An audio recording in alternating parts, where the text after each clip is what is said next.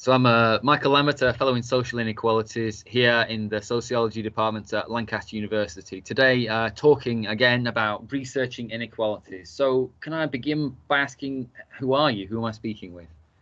My name's Sirriyeh, and I'm a senior lecturer in the department in sociology. And I teach and research in fields of migration and refugee studies in particular. So my areas of research particularly focus on those themes, but also particularly the experiences of young people, and look at activism as well. And really, I kind of weave those together through centering on questions of social inequality, political power and social justice. So that's the kind of core themes that I kind of tie through those areas of research. So you've already said what it is that you do. So how do you go about researching those areas? So most of my research has been qualitative. I have done bits of quantitative research before, but I tend to do qualitative research. Mainly my research studies have been with migrant young people and refugee young people.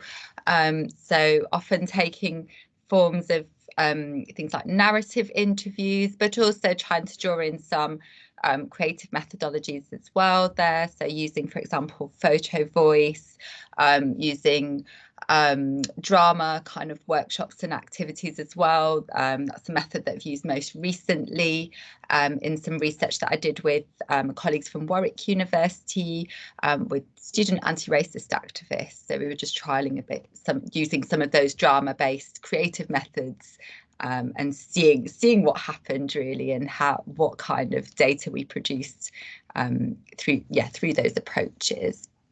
Can you talk a little bit more about this kind of participatory dynamic? Because I think it's something that comes across really strongly in the kinds of work that you do, that rather than kind of bringing together these theoretical or methodological approaches and imposing them on groups or discrete populations, you're effectively, from beginning to end, you're working collaboratively in a participatory way. And I wonder if you can just talk a little bit more about the experience of it.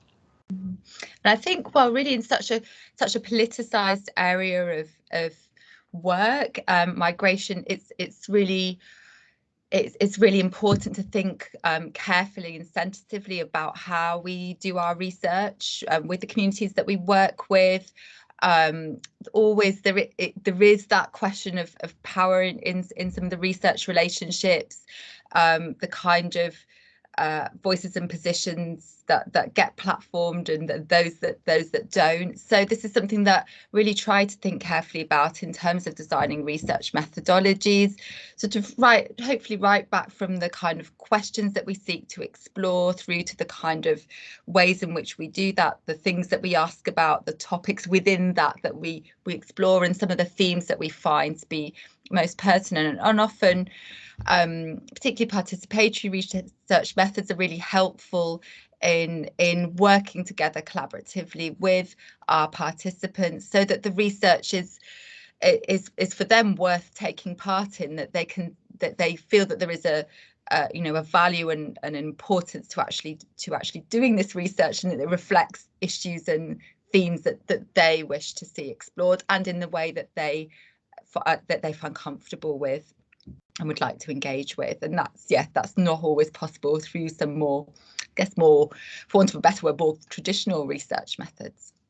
So can you talk a little bit more about how the kind of approaches that you employ and the subject area that you're interested in, how this relates to inequalities? I mean, a lot of it's implicit in what you've said already, particularly about the kind of the sensitive nature of debates around migration and young people. But can you talk a little bit more about the kind of position of inequalities within your research?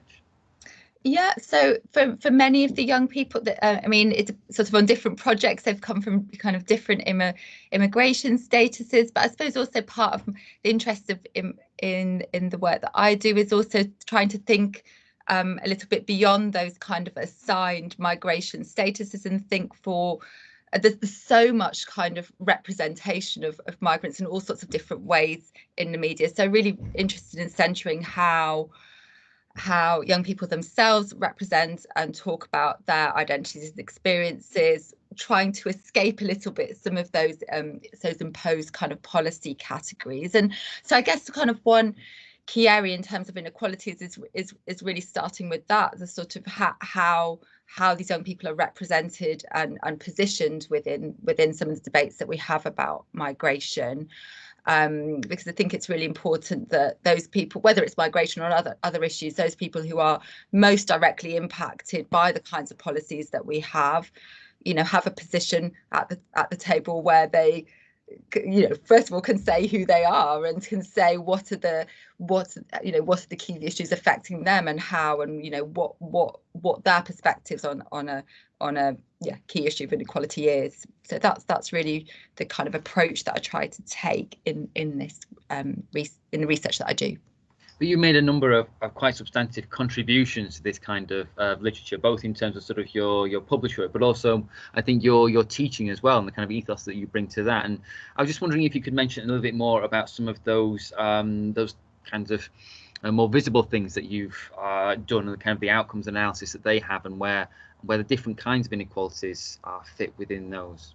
Yeah, so I suppose thinking in terms of sort of published work, my most recent book, The Politics of Compassion, really engaged a lot with those questions of representation. So I actually started writing it before the become known as the refugee crisis began in around 2015, but it was very much shaped by some of the debates around the refugee crisis. So particularly, so we've had a lot of writing about kind of hostile migration policies, and this was really trying to think a bit more critically about some of the ways in which seemingly more well-intentioned responses to refugees are discussed, and some of the discourses in that, as the title suggests, perhaps the politics of compassion, really thinking about how some of those more well-intentioned, some of the power relations really within some of those more well-intentioned responses, and that draws on lots of different threads of my research, with young people, with migrant young people, but more broadly with migrant activists and migrant rights activists, people who are not perhaps themselves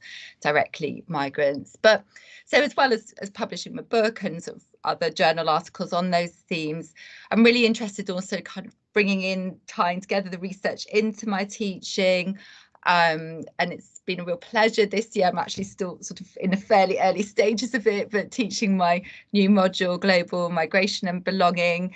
And really the format, the way I teach that module actually kind of reflects also some of the methods that I use in my research, again trying to think collaboratively with the students about kind of what we learn and how, bringing in outside speakers to kind of co-present and have a dialogue with me. So for example, last week we had someone who's experienced being a refugee in Lancaster, talking with me about the asylum process, and to think analytically about this rather than also just be there to kind of talk about their experience or their memories, to actually think about how we frame these topics analytically in this collaborative way. I think that's a fantastic kind of way that you kind of mentioned the relationship between research, practice, but also teaching, how that's kind of a holistic approach rather than seeing them as separate and discrete. That from beginning to end is very much an embedded process, which is absolutely fantastic in thinking it through. Yeah, it's impossible to see them as separate, I think. They inform each other. So can I finish by asking, and again you sort of alluded to this throughout, by asking about the kinds of bodies, partners, organisations, or other people that you're involved with in research in terms of collaborating and working alongside?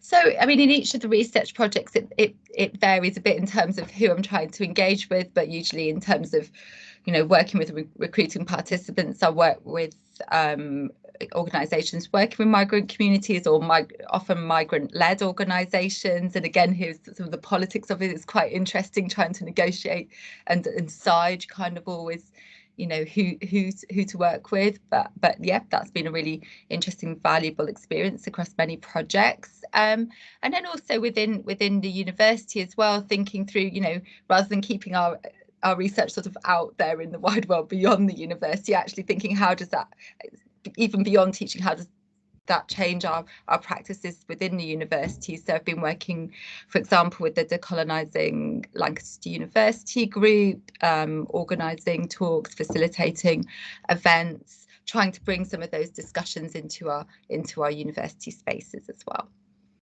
That's so fantastic. I think exhibition, both across all the different things you're involved with, and how and why they matter in thinking about researching inequalities. Yeah. And thank you for taking the time to talk with me today. Thank you.